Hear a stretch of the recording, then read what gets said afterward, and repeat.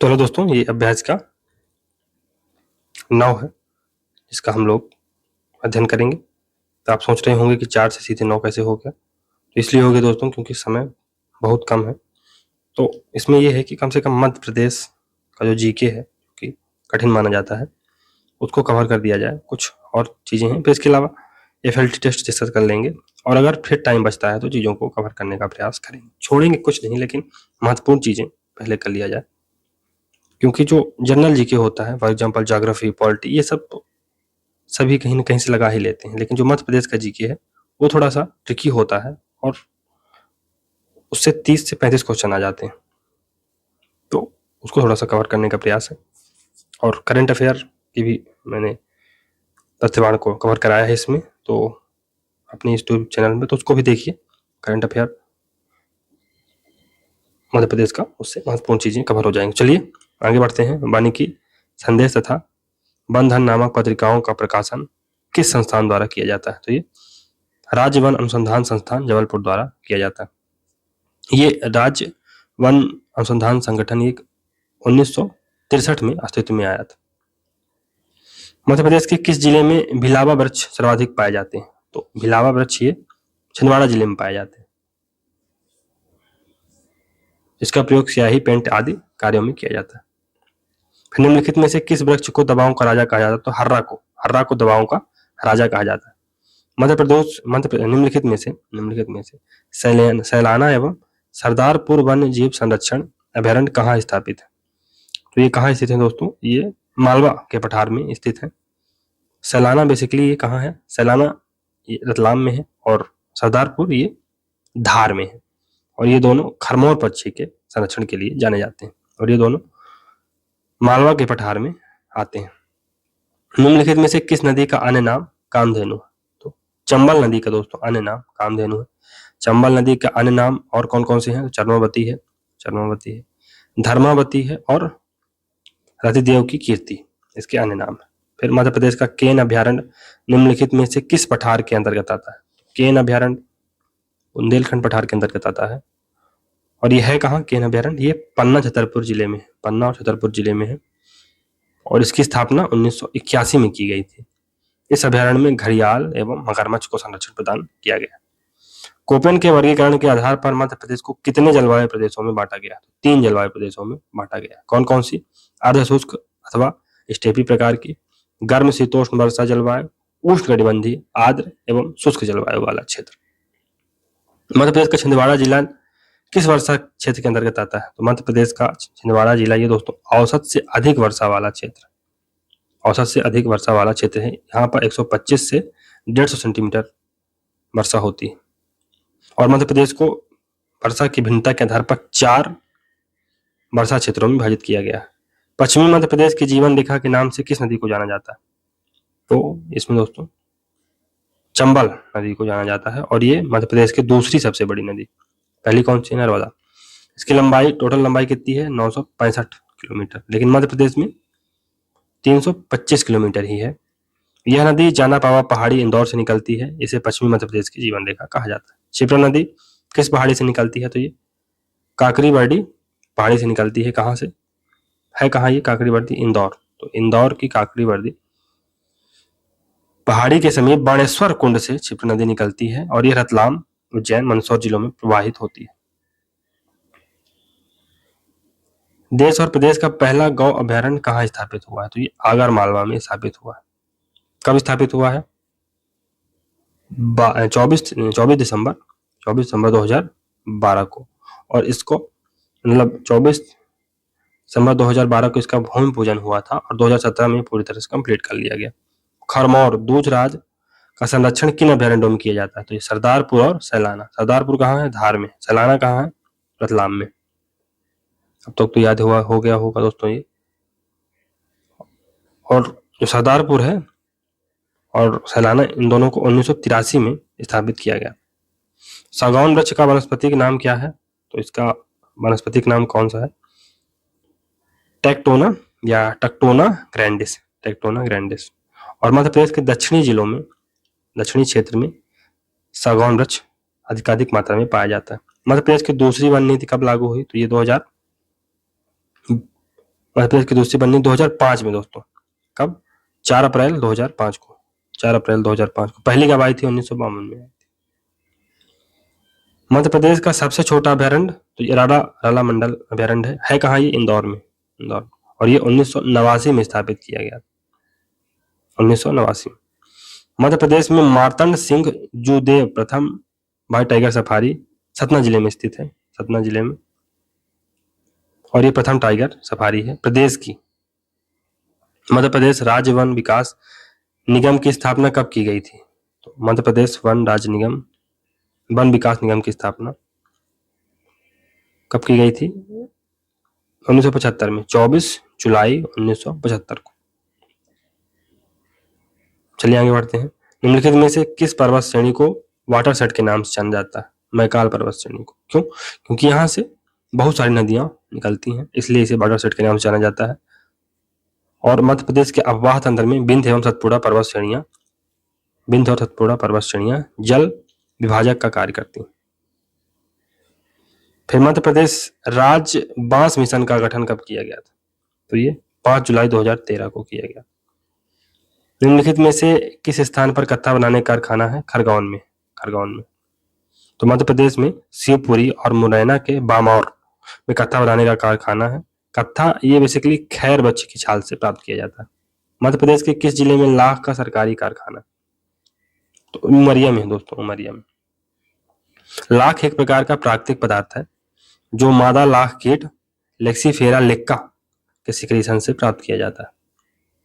महुआ का वानस्पतिक नाम क्या है? मधुका लोंगाफोलिया। और यह एक उष्णकटिबंधीय वृक्ष है जिसका उपयोग औषधि बनाने, तेल निकालने और अल्कोहल बनाने में किया जाता है। फिर टोंस नदी निम्नलिखित में से किस नदी की सहायक नदी? टोंस नदी गंगा की सहायक नदी। और यह मध्य प्रदेश के सतना जिले के मैहर में कैमूर पहाड़ी से निकलकर इलाहाबाद के निकट, अब ये प्रयागराज हो गया दोस्तों, प्रयागराज के निकट गंगा नदी में मिल जाती है। सद्भावना शिखर निम्नलिखित में से किसकी सबसे ऊंची चोटी है? सद्भावना शिखर तो ये विंध्यन पर्वत श्रेणी की सबसे ऊंची चोटी है।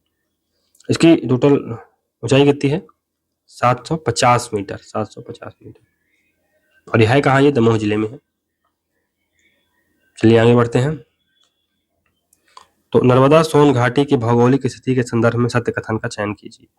तो इसमें जो सत्य कथन होगा दोस्तों वो बी नंबर होगा। नर्मदा सोन घाटी के उत्तर में मालवा पठार, दक्षिण में सतपुड़ा मैकाल पर्वत श्रेणी स्थित है।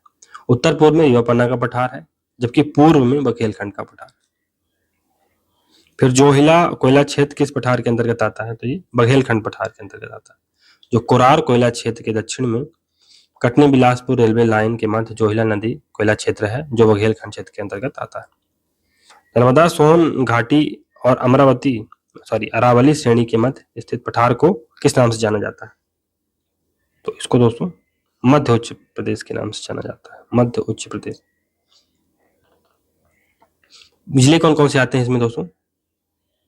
तो यह प्रदेश मध्य भारत का पठार, बुंदेलखंड का पठार, युवापन्ना का पठार, मालवा का पठार एवं नर्मदा सोन घाटी में विभाजित है। और एक त्रिभुजाकार पठार, याद रखिएगा, त्रिभुजाकार पठार। फिर मध्य प्रदेश वन भूमि शाश्वत पट्टा प्रतिसंहरण अधिनियम कब लागू किया गया था? तो ये 1 अक्टूबर 1973 को लागू किया गया था। मध्य प्रदेश लोक वानिकी अधिनियम कब लागू किया गया था? तो ये 2001 में। 12 अप्रैल 2001। निम्नलिखित में से चंबल नदी की सहायक नदी कौन है? चंबल नदी की सहायक नदी बनास नदी है। बनास नदी दोस्तों ये बेसिकली कहाँ से निकलती है? ये राजस्थान के अरावली पर्वत श्रेणी से निकलती है। और बनास नदी जो है तो ये सवाई माधोपुर के पास चंबल नदी में मिल जाती है। निम्नलिखित में से तुम्बड़ नदी किसकी सहायक नदी है? तो तुम्बड़ नदी भी चंबल की ही सहायक नदी है, चंबल की। और तुम्बड़ नदी दोस्तों मंदसौर के लामगरा से निकलती है तथा पीघा खेड़ी मंदसौर के समीप चंबल नदी में मिल जाती है। विंध्याटवी के नाम से किस नदी को जाना जाता है? तो बेतवा को। बेतवा के अन्य नाम कौन कौन से हैं? तो विंध्याटवी तो ठीक है, बेतवती है, बेस है, शिवपुत्री है। फिर सतपुड़ा राष्ट्रीय उद्यान किस पशु पक्षी के लिए जाना जाता है? तो ये कृष्णमृग के लिए जाना जाता है। इसकी स्थापना कब हुई थी? 1981 में। है कहाँ ये? नर्मदापुरम, वर्तमान नर्मदापुरम में है। यहाँ पर इंडियन बाइसन यानी गौर पशु भी पाए जाते हैं, तो ये भी याद रखिए। चलिए इसको मिलाना है। तो पन्ना राष्ट्रीय उद्यान है, ये कहाँ से मिलेगा? यहाँ पर विश्व वन वन्यजीव कोष है। बांधवगढ़ राष्ट्रीय उद्यान, तो यहाँ पर दोस्तों गौर पुनर्वास की योजना चल रही है, गौर पुनर्वास की योजना। कान्हा राष्ट्रीय उद्यान, तो कान्हा राष्ट्रीय उद्यान पार्क इंटरप्रिटेशन योजना के लिए प्रसिद्ध है। और पेंच राष्ट्रीय उद्यान ये मोंगली लैंड उत्सव के लिए प्रसिद्ध है, याद रखिएगा। तो पेंच राष्ट्रीय उद्यान में मोंगली लैंड उत्सव 2004 से मनाया जा रहा है। बांधव राष्ट्रीय उद्यान में गौर पुनर्वास योजना चलाई गई है। पन्ना राष्ट्रीय उद्यान में विश्व वन्यजीव कोष 2011 में बनाया गया। पार्क इंटरप्रिटेशन योजना कान्हा राष्ट्रीय उद्यान में विश्व बैंक के सहयोग से चलाई जा रही है। चलिए आगे बढ़ते हैं। तो मध्य प्रदेश में मकड़ई पर्यटन स्थल किस राष्ट्रीय उद्यान में? मकड़ई, तो ये मकड़ई जो पर्यटन स्थल है ये दोस्तों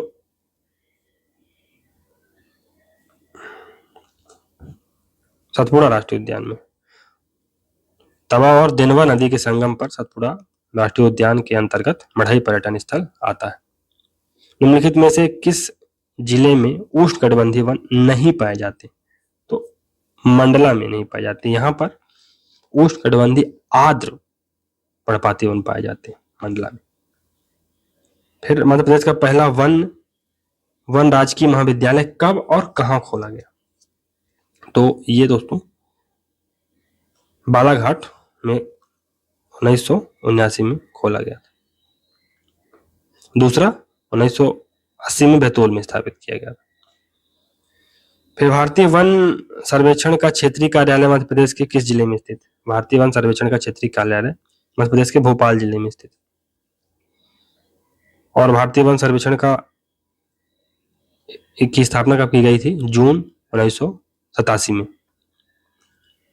फिर नेक्स्ट क्वेश्चन है कि भारत की वन स्थिति रिपोर्ट कौन जारी करता है? तो ये केंद्रीय पर्यावरण, वन और जलवायु परिवर्तन मंत्रालय द्वारा जारी की जाती है। और यह रिपोर्ट जो है दोस्तों ये भारतीय वन सर्वेक्षण संगठन देहरादून द्वारा तैयार की जाती है। वन स्थिति रिपोर्ट 2021 के अनुसार मध्य प्रदेश के कुल क्षेत्रफल के कितने प्रतिशत भाग पर वनावरण है? तो ये 25.14%।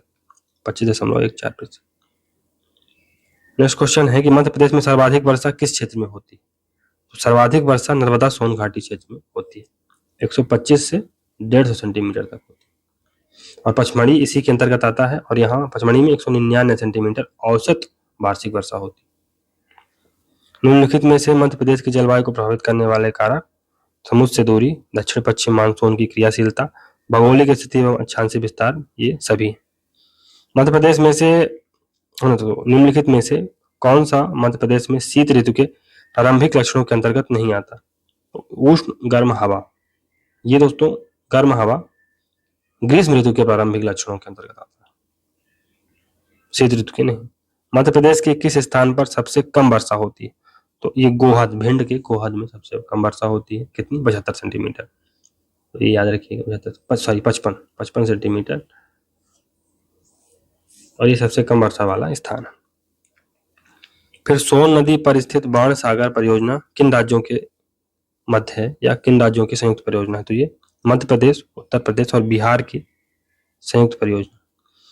और ये जो परियोजना है बाण सागर, ये शहडोल जिले में सोन नदी पर है। मध्य प्रदेश के शहडोल जिले में सोन नदी पर बाण सागर परियोजना। ये मध्य प्रदेश, उत्तर प्रदेश और बिहार की संयुक्त परियोजना है। मध्य प्रदेश के विंध्य पर्वतीय क्षेत्र में औसतन वार्षिक वर्षा कितनी होती है? तो 50 से 100 सेंटीमीटर। विंध्य पर्वतीय क्षेत्र के अंतर्गत रीवा, पन्ना, सतना, दमोह जिले आते हैं, ये भी याद रखिएगा। रीवा, पन्ना, दमोह और सतना जिले आते हैं। फिर निम्नलिखित में से सही कथन का चुनाव कीजिए। तो इसमें जो सही कथन है वो उपरोक्त सभी होगा। मतलब काल वैसाखी मध्य प्रदेश की जलवायु को प्रभावित करने वाला कारक है। काल वैसाखी होता क्या है वास्तव में दोस्तों? तो ये बंगाल और नजदीकी क्षेत्रों में चलने वाले पवन होते हैं, ये पवन मध्य प्रदेश की जलवायु को भी प्रभावित करते हैं। मालवा पठार में ग्रामीण ऋतु में न अत्यधिक गर्मी और न ही शीत ऋतु में अधिक ठंड पड़ती है। तो मालवा जो क्षेत्र है वो औसतन सम जलवायु वाला क्षेत्र है, इसलिए यहाँ पर ये स्थिति पाई जाती है। मध्य उत्तर प्रदेश के अंतर्गत नीमच और रतलाम कम वर्षा क्षेत्र के अंतर्गत आते हैं। हाँ, नीमच और रतलाम कम वर्षा यानी निम्न वर्षा क्षेत्र के अंतर्गत आते हैं और शीत ऋतु में होने वाली वर्षा को मावट या मावठा कहा जाता है। ये भी महत्वपूर्ण है। चलिए आगे बढ़ते हैं। नेक्स्ट क्वेश्चन देखते हैं कि मध्य प्रदेश में सर्वाधिक गर्म महीना कौन सा है? सर्वाधिक गर्म महीना तो मई महीना सबसे सर्वाधिक है, गर्म है और यहाँ पर जो औसतन तापमान होता है 40 डिग्री सेल्सियस होता है। निम्नलिखित में से मध्य प्रदेश का सर्वाधिक वनावरण क्षेत्रफल वाला जिला कौन सा है? तो बालाघाट है दोस्तों, बालाघाट। तो 2021 की वन स्थिति रिपोर्ट है, उसके अनुसार मध्य प्रदेश के बालाघाट जिले में 4,922.78 वर्ग किलोमीटर क्षेत्र में वन पाए जाते हैं, जो बालाघाट जिले के क्षेत्रफल का 53.34% है। वन स्थिति रिपोर्ट 2019 की तुलना में 2021 वन स्थिति रिपोर्ट में मध्य प्रदेश के वनावरण क्षेत्रफल में कितनी वृद्धि हुई? तो इसमें दोस्तों 10.11 वर्ग किलोमीटर की वृद्धि देखी गई है। मध्य प्रदेश की न्यूनतम वनावरण प्रतिशत वाला जिला कौन सा है? मध्य प्रदेश का न्यूनतम वनावरण प्रतिशत वाला जिला कौन सा? तो ये उज्जैन है। मध्य प्रदेश का उज्जैन वन स्थिति रिपोर्ट के अनुसार सबसे कम वनावरण प्रतिशत वाला जिला है, जिसमें 0.60% भाग पर वन पाए जाते हैं। तो 0.6% भाग पर वन पाए जाते हैं। नेक्स्ट क्वेश्चन है, निम्नलिखित में से किस स्थान पर राज्य की ऋतु वेधशाला स्थित है? तो इंदौर में है, इंदौर में। नेक्स्ट क्वेश्चन है कि सतपुड़ा मैकाल श्रेणी क्षेत्र में निम्नलिखित में से कौन सी पहाड़ी स्थित है? सतपुड़ा मैकाल क्षेत्र में तो निम्नलिखित में से कौन सी पहाड़ी स्थित है? तो उपरोक्त सभी स्थित हैं। बड़वानी पहाड़ी भी है, कालीभीत पहाड़ी भी है, धूपगढ़ पहाड़ी भी है, तो सभी है। धूपगढ़ पहाड़ी सबसे ऊंची है, ये भी याद रखिए। फिर मध्य प्रदेश में वर्षा ऋतु को किस अन्य नाम से जाना जाता है? वर्षा ऋतु को किस अन्य नाम से जाना जाता है? तो वर्षा ऋतु को चौमासा के नाम से जाना जाता है। मध्य प्रदेश में 15 से 30 जून तक वर्षा प्रारंभ हो जाती है। इस वर्षा को मध्य प्रदेश की स्थानीय भाषा में चौमासा भी कहते हैं। नेक्स्ट क्वेश्चन है कि सोन चिड़िया ग्रेट इंडियन बस्टर्ड का संरक्षण मध्य प्रदेश के किन अभ्यारण्यों में किया जाता है? तो ये दोस्तों मध्य प्रदेश के घाटी गांव है कहाँ? ग्वालियर में। इसकी स्थापना कब हुई थी? 1981 में। यहाँ पर सोन चिड़िया का संरक्षण किया जाता है। करेरा अभ्यारण्य में भी सोन चिड़िया का अभ्यारण्य किया जाता है, करेरा, किंतु इस अभ्यारण्य को समाप्त कर दिया गया है अब, तो ये याद रखिएगा। चलिए नेक्स्ट क्वेश्चन, मालवा के पठार में किस प्रकार की जलवायु पाई जाती है? मालवा के पठार में समशीतोष्ण जलवायु पाई जाती है, समशीतोष्ण जलवायु पाई जाती है। तो मध्य प्रदेश के मालवा पठार में समशीतोष्ण जलवायु पाई जाती है। चीनी यात्री फाहियान ने मालवा की जलवायु को विश्व की सर्वश्रेष्ठ जलवायु कहा, तो ये भी महत्वपूर्ण तथ्य है। नेक्स्ट क्वेश्चन है कि मध्य प्रदेश के वनों को प्रबंधकीय आधार पर कितने भागों में वर्गीकृत किया गया है? तो प्रबंधकीय आधार पर मध्य प्रदेश के वनों को 3 भागों में, पहला संरक्षित, दूसरा आरक्षित, तीसरा अवर्गीकृत। नेक्स्ट क्वेश्चन है प्रजाति के आधार पर मध्य प्रदेश के वनों का वर्गीकरण किया गया है, तो इसमें भी दोस्तों उपरोक्त सभी होगा। साल वन ये 16.44%, सागौन 17.88 और मिश्रित वन 65.58। तो सागौन ज्यादा है, साल 16.44 है। सागौन में ज्यादा मात्राएं, ज्यादा वर्ण है सागौन, तो याद रखिएगा इसमें ज्यादा है, साल में कम है 16.44, लगभग है बराबर है। और मिश्रित वन सबसे ज्यादा 65.58। फिर नेक्स्ट क्वेश्चन 59वां क्वेश्चन कि यूनेस्को द्वारा घोषित मध्य प्रदेश का प्रथम जैव आरक्षित क्षेत्र कौन सा है? अचानक मार अमरकंटक, सॉरी ये अचानक मार अमरकंटक नहीं है, ये पचमढ़ी है।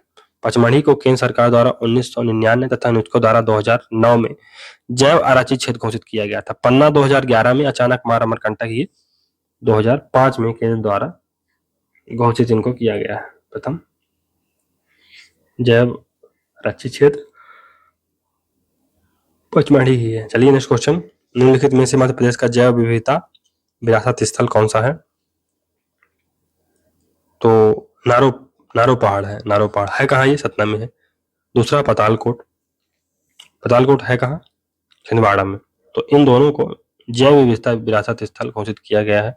मध्य प्रदेश राज्य जैव विविधता बोर्ड को इन स्थलों पर दुर्लभ जड़ी बूटियों के भंडार मिले। फिर मध्य प्रदेश राज्य प्रबंधन प्राधिकरण का गठन कब किया गया? तो ये दोस्तों 2007 में किया गया था। 5 सितंबर 2007 को आपदा प्रबंधन अधिनियम 2005 के अंतर्गत मध्य प्रदेश राज्य आपदा प्रबंधन प्राधिकरण का गठन किया गया था। मध्य प्रदेश के कितने क्षेत्रफल पर वनावरण है? तो मध्य प्रदेश के दोस्तों 77,452.60 वर्ग किलोमीटर पर वनावरण। मध्य प्रदेश भारत में वनावरण क्षेत्रफल वाले राज्यों में प्रथम स्थान रखता है। ये भी महत्वपूर्ण चीज है। भोपाल में गिद्धों के संरक्षण हेतु प्रजनन केंद्र की स्थापना किसके सहयोग से की गई है? तो बॉम्बे नेचुरल हिस्ट्री सोसाइटी। क्या हुआ था कि वर्ष 2017 में बॉम्बे नेचुरल हिस्ट्री सोसाइटी के सहयोग से भोपाल में गिद्धों के संरक्षण हेतु प्रजनन केंद्र की स्थापना की गई। फिर मध्य प्रदेश के किस जिले में राजकीय जलीय जीव महासीर के संरक्षण हेतु प्रजनन केंद्र की स्थापना की गई? किस जिले में की गई है? तो खरगोन में की गई है। कब? 2015-16 में मध्य प्रदेश के खरगोन जिले के बड़वाह में महासीर मछली हेतु 2015-16 में प्रजनन केंद्र की स्थापना की गई। अब इसमें कौन सा सही सुमेलित नहीं है? तो इसमें दोस्तों डी नंबर वाला यानी कान्हा राष्ट्रीय उद्यान सही सुमेलित नहीं है। ये 1952 में नहीं 1955 में बना था। क्या? राष्ट्रीय उद्यान। तो मध्य प्रदेश के मंडला जिले में स्थित कान्हा राष्ट्रीय उद्यान को 1955 में राष्ट्रीय उद्यान बनाया गया। इससे पहले यह 1933 में अभयारण्य बना था। संजय राष्ट्रीय उद्यान ये 1983 में ठीक। पेंच राष्ट्रीय उद्यान 1983 सही। माधव राष्ट्रीय उद्यान 1958 ये भी सही। निम्नलिखित में से किस प्रकार के वनों पर सरकार का पूर्ण नियंत्रण रहता है? तो आरक्षित वनों पर। और इस प्रकार के वनों में पशु चारण और लकड़ी काटना पूर्णतः निषिद्ध होता है। याद रखिएगा, पूर्णतः निषिद्ध होता है। गंगाऊ बांध निम्नलिखित में से किन नदियों के संगम पर बना? गंगाऊ बांध तो ये केन सिमरी नदी के संगम पर बना है। छतरपुर जिले में स्थित गंगाऊ बांध केन एवं सिमरी नदी के संगम पर बना हुआ है। इसमें से कौन सा सही सुमेलित नहीं है? तो इसमें दोस्तों नर्मदा किनारे बुरहानपुर नहीं। तो मध्य प्रदेश का बुरहानपुर जो शहर है दोस्तों ताप्ती नदी के किनारे। ताप्ती नदी के किनारे मुल्ताई, बैतूल, नेपानगर स्थित है। माही नदी के किनारे धार सही है। नर्मदा नदी के किनारे हांडिया ये भी सही है। पार्वती नदी के किनारे आष्टा ये भी सही। भारत की प्रथम ब्रिटिशकालीन वन नीति किस अभ्यारण्य ने लागू की गई? तो किस अभ्यारण्य में लागू की गई थी? भारत सरकार की प्रथम ब्रिटिशकालीन वन नीति तो ये दोस्तों मध्य प्रदेश के नर्मदापुरम में स्थित बोरी अभ्यारण्य में 1862 में मध्य प्रदेश की प्रथम ब्रिटिशकालीन वन नीति लागू की गई। कहाँ? बोरी अभ्यारण्य। मध्य प्रदेश का राज्य वन्य प्राणी राजकीय पशु बारहसिंघा को किस वर्ष घोषित किया गया था? ठीक ही क्वेश्चन है। 1 नवंबर 1981 को बारहसिंघा को मध्य प्रदेश का राज्य वन प्राणी राजकीय पशु घोषित किया गया था। इसी अवसर पर राज्य पक्षी दूतराज या शाह बुलबुल, इसे पैराडाइज फ्लाई कैचर भी कहते हैं, तथा राज्य वृक्ष बरगद को भी घोषित किया गया था। चलिए आगे बढ़ते हैं।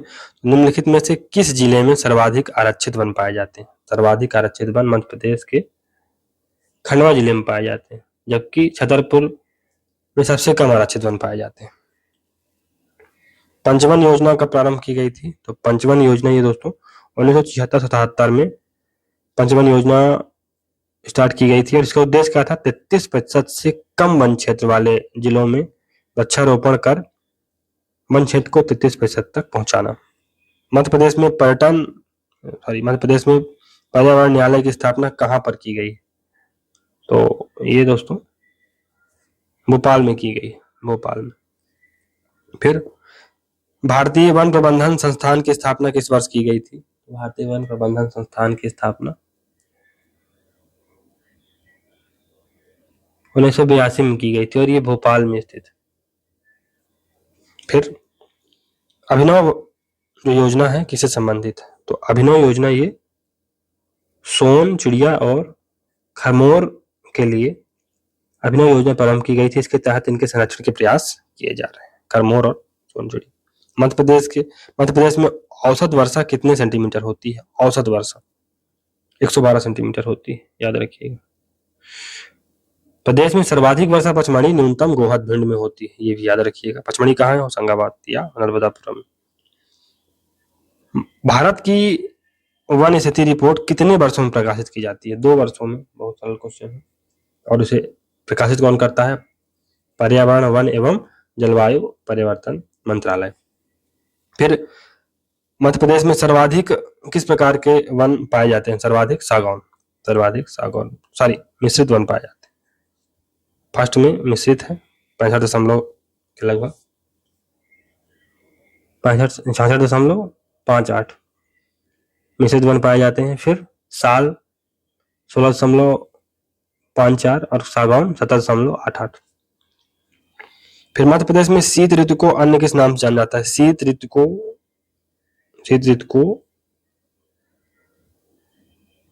सियाला के नाम से जाना जाता है और यह अक्टूबर से लेकर मार्च तक रहती है। सियाला या सिथाला। नेक्स्ट क्वेश्चन है, मध्य प्रदेश में वर्षा किन शाखाओं द्वारा होती है? मध्य प्रदेश में वर्षा किन शाखाओं द्वारा होती है? तो मध्य प्रदेश में वर्षा दोस्तों बंगाल की खाड़ी की शाखा और उत्तर पश्चिम की शाखा दोनों से होती है। लेकिन एक और महत्वपूर्ण तथ्य है कि मध्य प्रदेश के पूर्वी एवं दक्षिण पूर्वी क्षेत्रों के अधिकांश भाग में वर्षा बंगाल की खाड़ी तथा उत्तर पश्चिमी एवं मध्यवर्ती क्षेत्रों में बंगाल की खाड़ी तथा अरब सागर दोनों से वर्षा होती है। और जो सबसे अधिक वर्षा होती है वो बंगाल की खाड़ी शाखा से ही होती है मध्य प्रदेश में, ये भी याद रखिए। निम्नलिखित में से मध्य प्रदेश की जलवायु से संबंधित सही विकल्प का चुनाव कीजिए। तो सही विकल्प पहला है दोस्तों, पहला है क्या कि मध्य प्रदेश के पूर्व से पश्चिम की ओर वर्षा की मात्रा घटती है। पूर्व से पश्चिम यानी ईस्ट से वेस्ट की ओर घटती है। मध्य प्रदेश के पूर्वी क्षेत्र में लगभग 100 से 150 सेंटीमीटर तथा पश्चिमी क्षेत्र में 100 सेंटीमीटर से कम वर्षा दर्ज की जाती है। रनगावा बांध किसकी सहायक नदी पर बनाया गया है? रनगावा बांध, तो ये दोस्तों केन नदी की सहायक नदी रनगावा पर रनगावा बांध बनाया गया है। यह छतरपुर जिले में स्थित है और इसे 1957 में बनाया गया। नेक्स्ट क्वेश्चन है, सिंध नदी का उद्गम क्षेत्र कौन सा है? सिंध नदी का उद्गम क्षेत्र, तो ये दोस्तों विदिशा है। मध्य प्रदेश के विदिशा जिले में स्थित सिरोंज के समीप एक ताल से निकलती है सिंध नदी और यह उत्तर प्रदेश के इटावा में यमुना से मिल जाती है। चलिए आगे बढ़े। कैमूर श्रेणी एवं छोटा नागपुर पठार के मध्य कौन सी नदी सीमा बनाती है? तो ये दोस्तों सोन नदी बनाती है। सोन नदी निकलती कहाँ से है? अनूपपुर जिले में स्थित अमरकंटक पहाड़ी से निकलती है। यह गंगा नदी में दक्षिण भाग से मिलने वाली सबसे बड़ी नदी जो कैमूर श्रेणी तथा छोटा नागपुर पठार के मध्य सीमा बनाती है। फिर निम्नलिखित में से किस वर्ष दीनदयाल वनांचल सेवा का प्रारंभ किया गया था? तो ये 20 अक्टूबर 2016 को प्रारंभ। इस योजना का उद्देश्य क्या है? सुदूर वनांचलों में विभिन्न विभागों के कार्यक्रमों व योजनाओं का लाभ वनवासियों तक पहुंचाना। शहीद अमृता देवी बिश्नोई पुरस्कार की स्थापना कब की गई थी? तो 2008-9 में की गई थी। चलिए आगे बढ़ते हैं। मध्य प्रदेश जैव विविधता बोर्ड का अध्यक्ष कौन होता है? तो इसके अध्यक्ष कौन होते हैं? मुख्यमंत्री होते हैं। और इसका जो गठन हुआ था मध्य प्रदेश जैव विविधता बोर्ड का, ये 11 अप्रैल 2005 को किया गया था। निम्नलिखित में से असत्य कथन का चुनाव कीजिए। तो असत्य कथन का चुनाव करना है तो इसमें डी नंबर असत्य है। मध्य प्रदेश तेंदुआ अधिनियम 1960 में नहीं लागू किया गया था, बल्कि 1964 में लागू किया गया था। इसके अंतर्गत तेंदुपत्ता का 1964 में ही राष्ट्रीयकरण कर दिया गया था। भारतीय वन प्रबंधन संस्थान की स्थापना भोपाल में की गई। आपदा प्रबंधन संस्थान की स्थापना भोपाल में की गई। कब? 2007 में। प्रदेश झील संरक्षण प्राधिकरण की स्थापना 2004 में की गई। निम्नलिखित में से कुनू राष्ट्रीय उद्यान कहाँ है? तो ये श्योरपुर में है। श्योरपुर के पालपुर में स्थित है और 2018 में ये राष्ट्रीय उद्यान बना और यहीं पर अफ्रीका से चीते लाए जा रहे हैं। ला लिए गए हैं। मध्य प्रदेश के किस राष्ट्रीय उद्यान में बंजर एवं सुपर्ण नदियां प्रवाहित होती हैं? बंजर एवं सुपर्ण नदियां मध्य प्रदेश के कान्हा राष्ट्रीय उद्यान में प्रवाहित होती हैं। इस राष्ट्रीय उद्यान में स्थित बामनी दरार को सूर्यास्त पॉइंट के नाम से जाना जाता है, जो राष्ट्रीय उद्यान कान्हा का सबसे ऊंचा क्षेत्र है।